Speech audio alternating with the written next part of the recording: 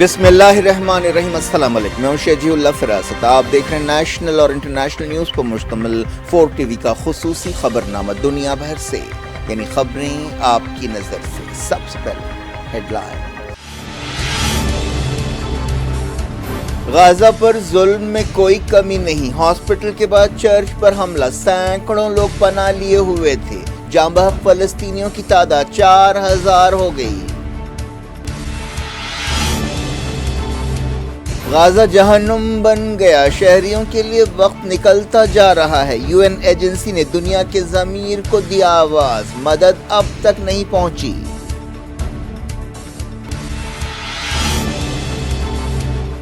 غزہ بحران پر سفارتی سرگرمیاں تیز، قاہرہ میں عالمی لیڈرز کی میٹنگ، جی سی سی اور آسیان نے کہا فوری جنگ بندی کی جائے۔ بائیڈن کا قوم سے خطاب، اسرائیل اور یوکرین کی مدد بڑھانے کا کیا اعلان، کہا آج کے قدم مستقبل کا فیصلہ کریں گے۔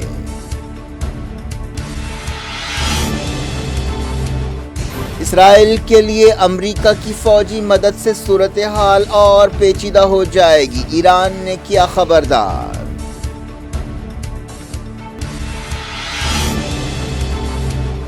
حماس اور حزب اللہ کے راکٹوں کی بارش، اسرائیل نے لبنان سرحد کے قریب شہر خالی کرنے کا حکم دے دیا۔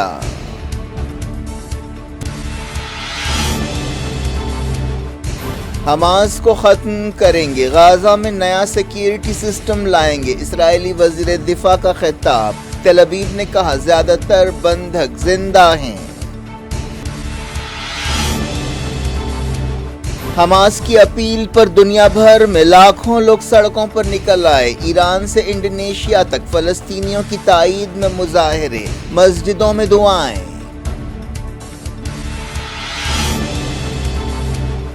انڈیا نے کینیڈا کے 41 سفارتکاروں کے لیے سفارتی چھوٹ ختم کر دی، کینیڈا نے چندی گڑھ، ممبئی اور بنگلور میں سروس روک دی، تناؤ میں اضافہ۔ ہر 3 میں سے 1 عورت آسٹریوپوروسس کا شکار، انڈیا میں سب سے زیادہ مریض، عالمی دن پر بیداری پروگرام۔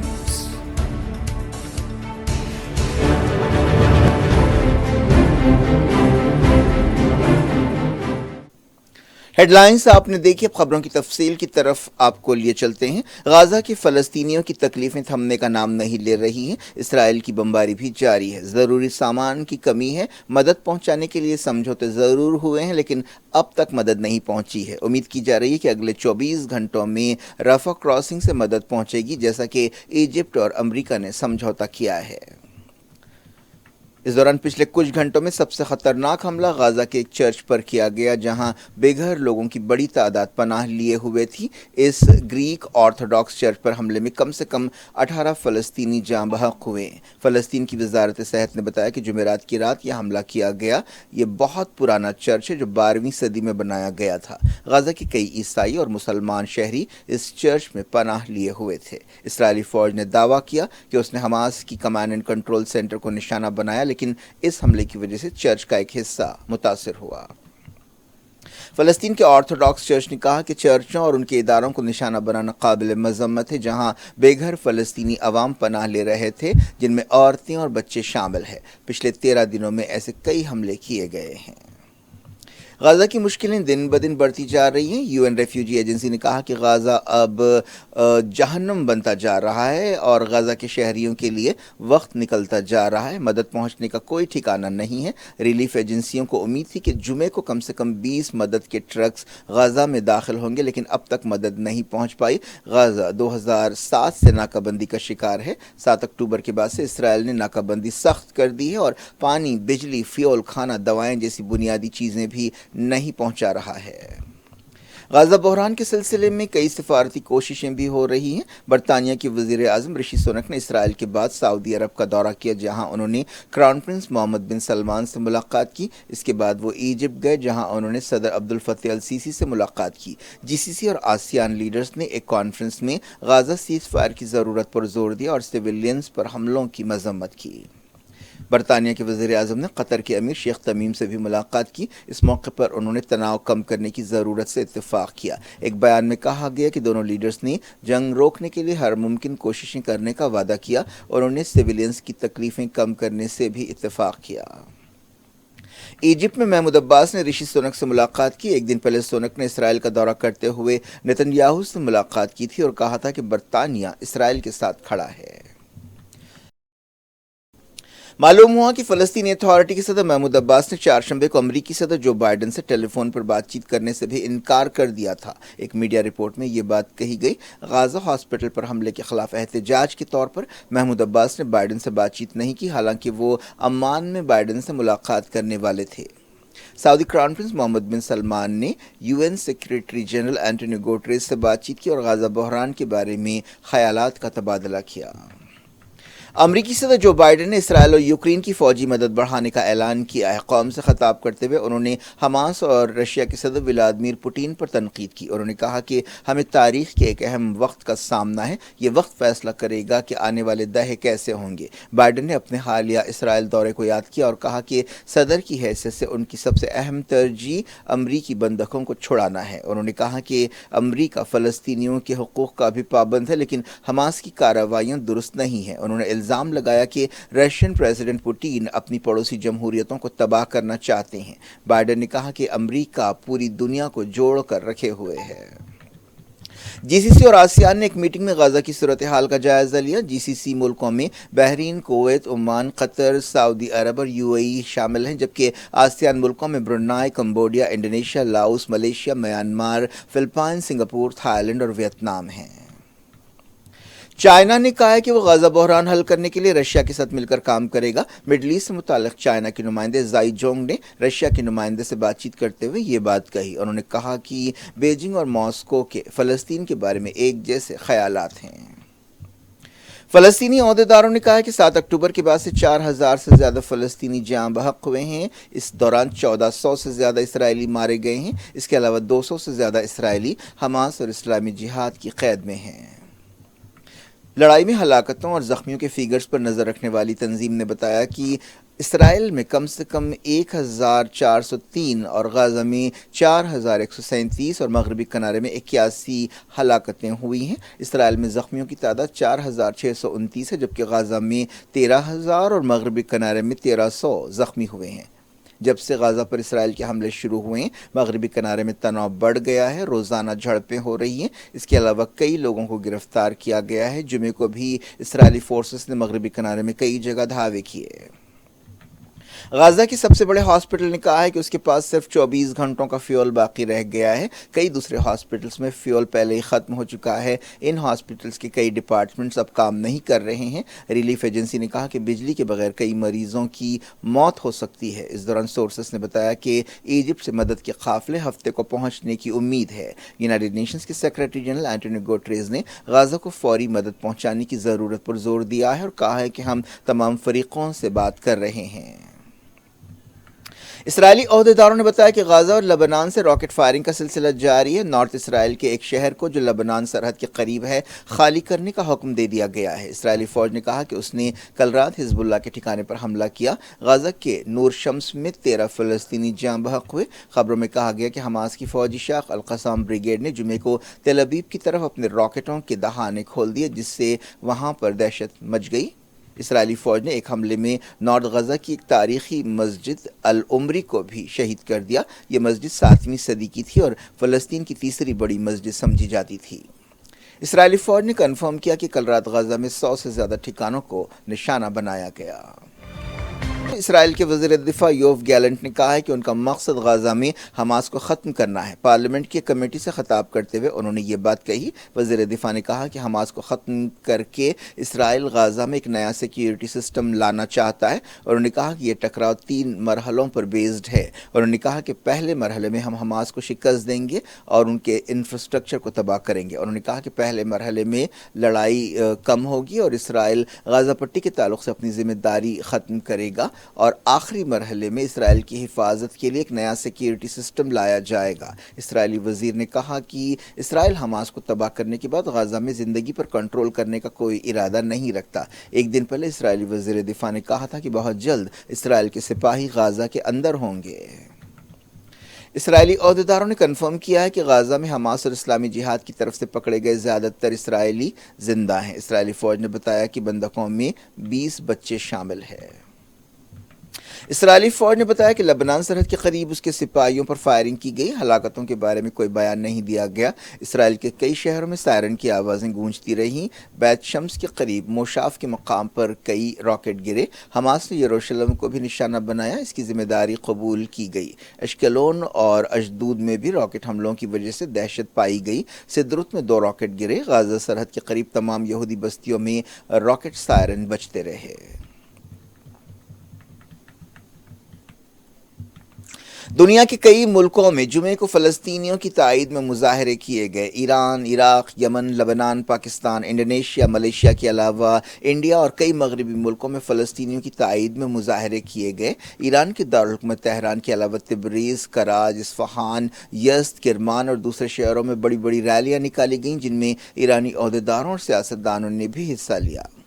قطر میں سینکڑوں لوگ غزہ کے عوام سے یکجہتی کا اظہار کرنے کے لیے جمع ہوئے۔ سب سے بڑا اجتماع دوحہ کی امام محمد بن عبد الوہاب مسجد میں ہوا۔ جمعے کی نماز کے بعد سینکڑوں لوگ فلسطینی جھنڈے لہراتے ہوئے اور بینرز اٹھاتے ہوئے سڑکوں پر نکل پڑے۔ یہ لوگ فلسطین کو آزاد کرو اور اسرائیل کا قبضہ ختم کرو جیسے نعرے لگا رہے تھے۔ ایک احتجاجی یوسف قبلوی نے بتایا کہ ہم صہیونیوں کے ظلم کے خلاف آواز اٹھانے کے لیے یہاں جمع ہوئے ہیں۔ فلسطین سے تعلق رکھنے والے یوسف نے کہا کہ ان لوگوں نے 1948 سے ہمیں اپنے گھروں سے نکال رکھا ہے اور اب یہ لوگ غزہ کے لوگوں کو بھی نکالنا چاہتے ہیں۔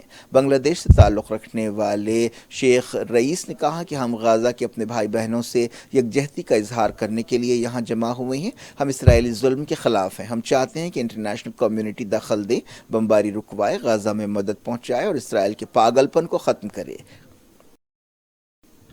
پاکستان کے دارالحکومت اسلام آباد، اس کے علاوہ لاہور، کراچی، کوئٹہ، پشاور، راولپنڈی اور دوسرے شہروں میں بڑے بڑے جلسے ہوئے۔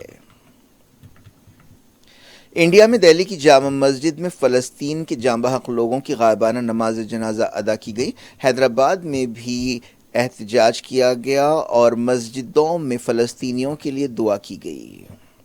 حماس نے پوری دنیا کے عوام سے اپیل کی تھی کہ وہ جمعے کو بڑے پیمانے پر مظاہرے کریں، احتجاج کریں اور فلسطینیوں کے لیے آواز اٹھائیں۔ حماس نے کہا تھا کہ ہم فلسطینی بھائی بہنوں، عربوں، اسلامی بھائیوں اور تمام دنیا کے آزادی پسندوں سے درخواست کرتے ہیں کہ وہ جمعے کو جمع ہوں اور ناجائز قبضے کو رد کریں اور بے گھر کرنے کی پالیسی کی مخالفت کریں۔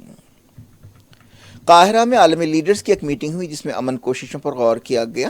فلسطین کے صدر محمود عباس نے اس میٹنگ میں حصہ لیا۔ انہوں نے تناؤ کم کرنے کے راستوں پر بات چیت کی۔ جن ملکوں کے لیڈرز نے قاہرہ میٹنگ میں حصہ لیا ان میں Bahrain, Cyprus, Egypt, Germany, Italy, Japan, Kuwait, Qatar اور ساؤتھ افریقہ شامل ہیں۔ یورپی کونسل کے صدر چارلس مائیکل نے بھی اس سمٹ میں حصہ لیا۔ مشہور ماحولیاتی کارکن گریٹا تھنبرگ نے غزہ سیز فائر کی ضرورت پر زور دیا ہے۔ انہوں نے ایکس پر لکھا کہ دنیا کو اپنی زبان کھولنی چاہیے۔ انہوں نے کہا کہ آج ہم فلسطین اور غزہ کے ساتھ کھڑے ہیں۔ فلسطین کے لوگوں کے ساتھ انصاف ہونا چاہیے، انہیں آزادی ملنی چاہیے۔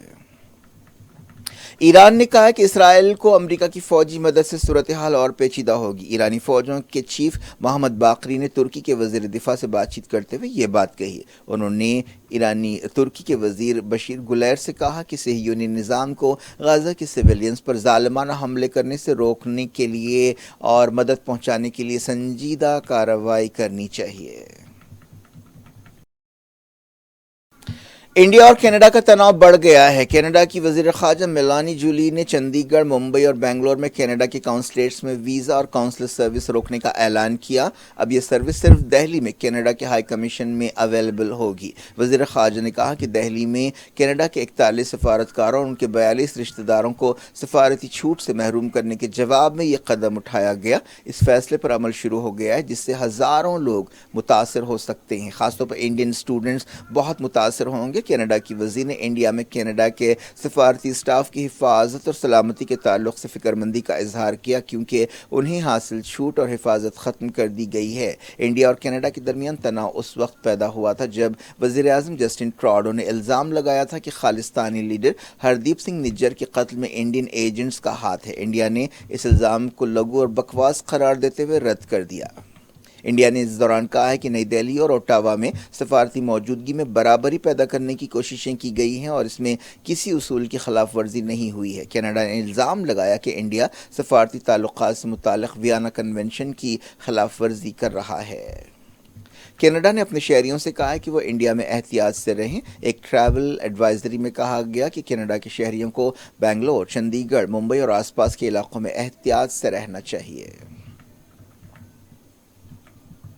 انڈیا آسٹیوپوروسس یعنی ہڈیوں کی کمزوری کی بیماری کے معاملے میں دنیا میں سب سے آگے ہے۔ ایک رپورٹ میں کہا گیا کہ کیلشیم کی کمی، جینیٹکس اور دوسرے فیکٹرز کی وجہ سے جن میں لائف سٹائل بھی شامل ہے، انڈیا میں آسٹیوپوروسس کے کیسز کافی بڑھ رہے ہیں۔ جمعے کو آسٹیوپوروسس کا عالمی دن منایا گیا اور اس تعلق سے بیداری پیدا کرنے کے لیے کئی پروگرامز رکھے گئے، خاص طور پر ہاسپٹلز کی طرف سے پروگرامز رکھے گئے۔ ہر سال 20 اکتوبر کو یہ دن منایا جاتا ہے۔ ہڈیوں کی بیماری کے لیے کئی فیکٹرز ذمہ دار ہیں جن میں لائف سٹائل بہت اہم ہے۔ ڈاکٹرز نے بتایا کہ مضبوط ہڈیاں صحت مند زندگی گزارنے کے لیے بہت ضروری ہیں۔ انڈیا میں 61 ملین سے زیادہ بزرگ آسٹیوپوروسس کا شکار ہیں، ان میں 80% عورتیں ہیں۔ ایک ایکسپرٹ ڈاکٹر جے پرکاش نے بتایا کہ ایک اندازے کے مطابق دنیا بھر میں 50 سال سے زیادہ عمر کے ہر 5 میں سے ایک مرد اور 3 میں سے ایک عورت کو ہڈیوں کی بیماری ہے۔ کیا کچھ ہو رہا ہے آپ کی دنیا میں؟ آخر میں ہیڈ لائنز دنیا بھر سے ایک بار پھر دیکھتے ہیں۔ غزہ پر ظلم میں کوئی کمی نہیں، ہاسپٹل کے بعد چرچ پر حملہ، سینکڑوں لوگ پناہ لیے ہوئے تھے، جاں بحق فلسطینیوں کی تعداد 4000 ہو گئی۔ غزہ جہنم بن گیا، شہریوں کے لیے وقت نکلتا جا رہا ہے۔ UN ایجنسی نے دنیا کے ضمیر کو دیا آواز، مدد اب تک نہیں پہنچی۔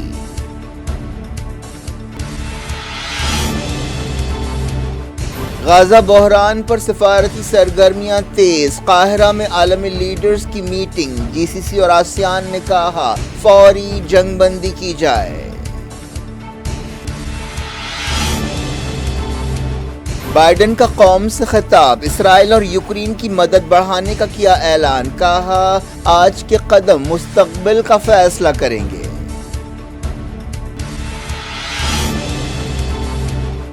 اسرائیل کے لیے امریکہ کی فوجی مدد سے صورتحال اور پیچیدہ ہو جائے گی، ایران نے کیا خبردار۔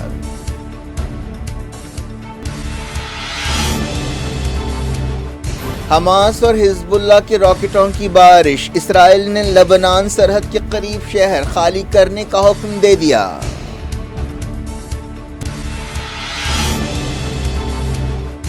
حماس کو ختم کریں گے، غزہ میں نیا سیکیورٹی سسٹم لائیں گے، اسرائیلی وزیر دفاع کا خطاب، تل ابیب نے کہا زیادہ تر بندھک زندہ ہیں۔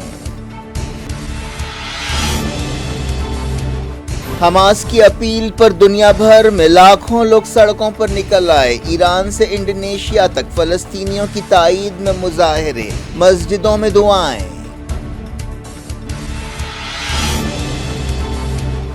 انڈیا نے کینیڈا کے 41 سفارتکاروں کے لیے سفارتی چھوٹ ختم کر دی، کینیڈا نے چندی گڑھ، ممبئی اور بنگلور میں سروس روک دی، تناؤ میں اضافہ۔ ہر 3 میں سے ایک عورت آسٹیوپوروسس کا شکار، انڈیا میں سب سے زیادہ مریض، عالمی دن پر بیداری پروگرام۔